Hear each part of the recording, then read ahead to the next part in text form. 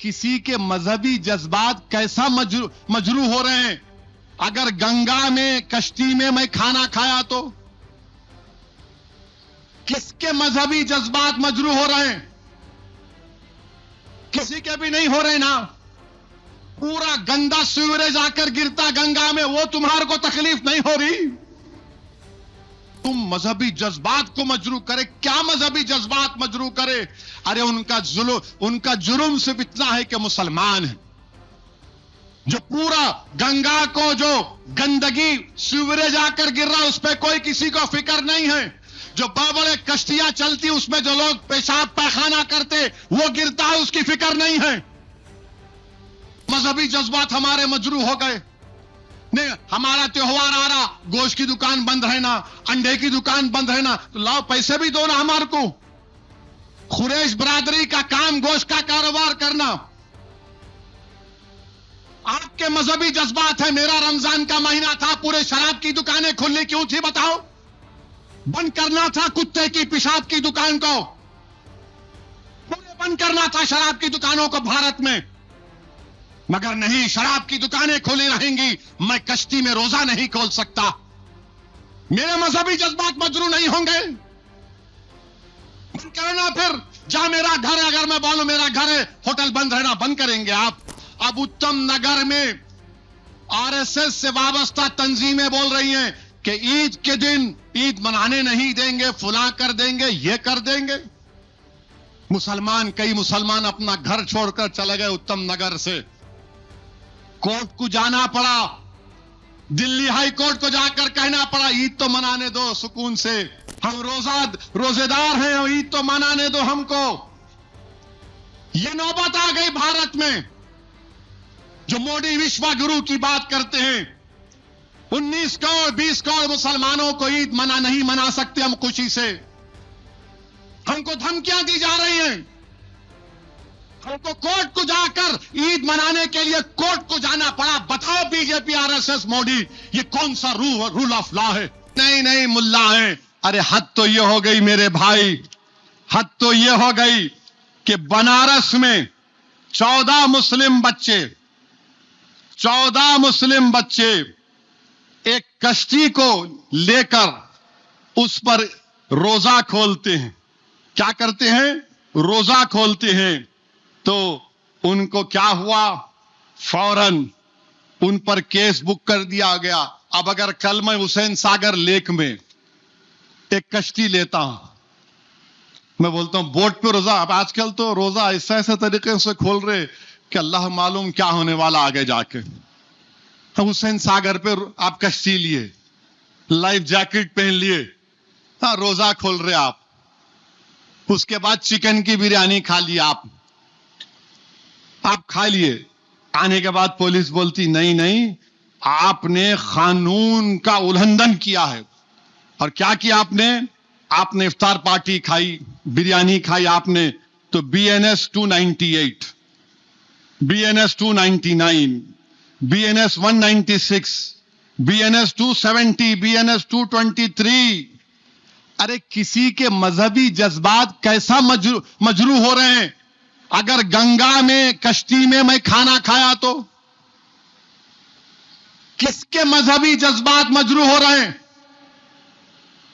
किसी के भी नहीं हो रहे ना। पूरा गंदा सीवरेज आकर गिरता गंगा में, वो तुम्हारे को तकलीफ नहीं हो रही। ये बच्चे बेचारे लाइफ जैकेट्स पहने हुए, नौजवान है, बोले चलो आप कश्ती पे जाएंगे, रोजा खोले। आप उन पे केस बुक कर दिए, जेल में है बच्चे वो। नहीं तुम मजहबी जज्बात को मजरू करे। क्या मजहबी जज्बात मजरू करे? अरे उनका जुर्म सिर्फ इतना है कि मुसलमान है। जो पूरा गंगा को जो गंदगी सीवरेज आकर गिर रहा, उस पर कोई किसी को फिक्र नहीं है। जो बड़े बड़े कश्तियां चलती, उसमें जो लोग पेशाब पैखाना करते, वो गिरता है, उसकी फिक्र नहीं है। बताओ कि क्या हो, सिर्फ तुम मुसलमान है, जेल में आपने उनको डाल दिया। ये इंसाफ है तुम्हारा? बीजेपी वालों बताओ। और तुम पसमानदा मुसलमान की बात करते हो, उसमें पूरे बच्चे सैफी हैं, पसमानदा मुसलमान। उत्तर प्रदेश के इनसे ये नाइंसाफी की गई है। और क्या बोलते हैं कि उस बच्चों के वीडियो में किसी ने कहा आलमगीर मस्जिद, वो आलमगीर मस्जिद है वहां पर नहीं। कैसा बोले तुम, मस्जिद का नाम कैसा लिए? अरे बाबा वो नाम उसका आलमगीर मस्जिद है। तुम्हारे अब्बा के अब्बा के अब्बा के दादा पैदा होने से पहले आलमगीर मस्जिद है और सुबह क़यामत तक रहेगी इंशाअल्लाह ताला।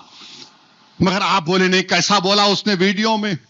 मेरे अजीज दोस्तों और बुजुर्गों, हर चीज में मजहबी जज्बात हमारे मजरू हो गए। नहीं, हमारा त्योहार आ रहा, गोश्त की दुकान बंद रहना, अंडे की दुकान बंद रहना, तो लाओ पैसे भी दो ना हमारे को। कुरैश बरादरी का काम गोश्त का कारोबार करना। आपके मजहबी जज्बात है। मेरा रमजान का महीना था, पूरे शराब की दुकानें खुली क्यों थी बताओ? बंद करना था कुत्ते की पेशाब की दुकान को, पूरे बंद करना था शराब की दुकानों को भारत में।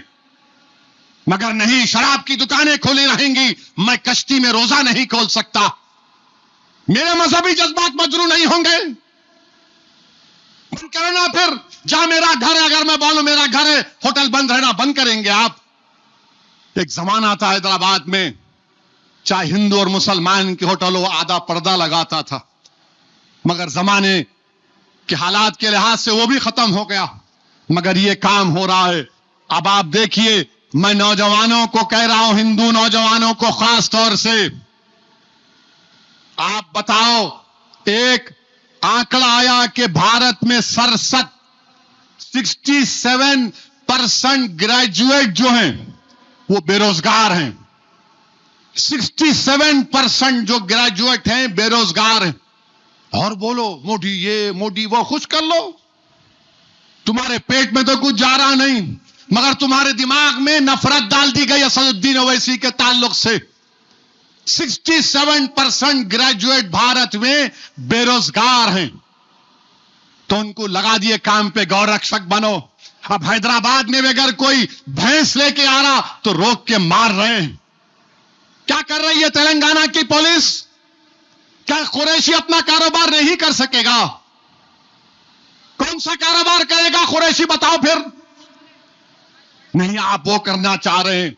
मेरे अजीज दोस्तों और बुजुर्गों, फिर दिल्ली में उत्तम नगर है, मैंने पिछले हफ्ते जिक्र किया था। अब उत्तम नगर में आरएसएस से वाबस्ता तंजीमें बोल रही हैं कि ईद के दिन ईद मनाने नहीं देंगे, फुला कर देंगे, ये कर देंगे। कई मुसलमान अपना घर छोड़कर चले गए उत्तम नगर से। कोर्ट को जाना पड़ा, दिल्ली हाई कोर्ट को जाकर कहना पड़ा ईद तो मनाने दो सुकून से, हम रोजेदार हैं, ईद तो मनाने दो हमको। ये नौबत आ गई भारत में। जो मोदी विश्व गुरु की बात करते हैं, 19 करोड़ 20 करोड़ मुसलमानों को ईद नहीं मना सकते हम खुशी से। हमको धमकियां दी जा रही हैं, हमको कोर्ट को जाकर ईद मनाने के लिए कोर्ट को जाना पड़ा। बताओ बीजेपी आरएसएस मोदी, ये कौन सा रूल ऑफ लॉ है? ये कानून की बालादस्ती है कि मुसलमान को अपनी ईद मनाने के लिए हाई कोर्ट को जाना पड़ा। अफसोस की बात है। और हम अपने आप को कहते हैं कि थर्ड बिगेस्ट इकोनॉमी बन जाएंगे। ये चीज हो रही है। दिल्ली की पुलिस अमित शाह के मातहत आती है। क्या कर रहे हैं आप? कुछ नहीं कर रहे, क्योंकि मुसलमान हैं। वहीं पर मेरे अजीज दोस्तों और बुजुर्गों, गुजरात में यूसीसी का बिल लाया गया। अरे भाई नहीं, आप शादी ऐसे करना, इस्लाम में शादी जन्म जन्म का साथ नहीं है। इस्लाम में शादी कॉन्ट्रैक्ट है। हमारे हिंदू धर्म में जन्म जन्म का साथ है हिंदू भाइयों के पास, हमारे पास एक कॉन्ट्रैक्ट है। और निकाह नामे में अगर बीवी लिख दी कि मेरा शौहर दौलतमंद है, उसके पास डिफेंडर है,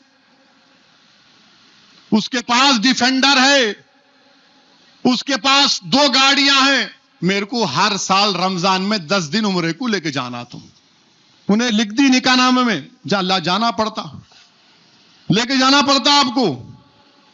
अगर बीवी बोल दी कि देखो तुम्हारे पास डिफेंडर है, बड़ा घर है, हाथ में रोलेक्स की घड़ी है, अच्छे जूते कपड़े तुम पहनते, हफ्ते में 3 दिन तुम होटल में खाना खाते, और 2 जगह पे जाके पान के डब्बे पे 200 रुपए का पान भी खाते। मेरे को तुम साल में 10 दिन उम्र को लेके जाना पड़ता। कॉन्ट्रैक्ट है ये। शादी क्या है? कॉन्ट्रैक्ट है। और हमारे हिंदू जो धर्म के मानने वाले हैं, कई कोर्ट के केसेस हैं। अगर बहू सास ससुर की खिदमत नहीं करी तो वो क्रूरल्टी है, वो उसकी वजह से उसका शादी खत्म हो जाती है। हमारे पास नहीं है।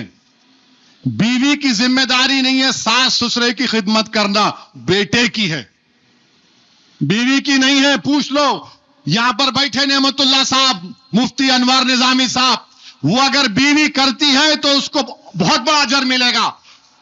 मां बाप की जिम्मेदारी औलाद पर है, बहू पे नहीं। हमारे बंदे बहू पे डालो, अरे बहू पे नहीं है।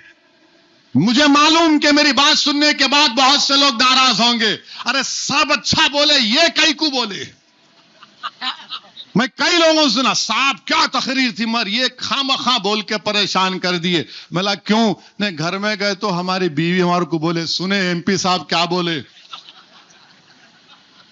सुने एमपी साहब क्या बोले। मैं औरतों के लिए नहीं, ना मर्दों के लिए सच्चाई को बयान कर रहा हूं। मां बाप की खिदमत औलाद की जिम्मेदारी है, और जिम्मेदारी बेटी है तो उसके मां बाप पे शादी हो गई, नहीं मैं भूल जाने, मैं क्या करूं, मेरी शादी हो गई, आपकी जिम्मेदारी है।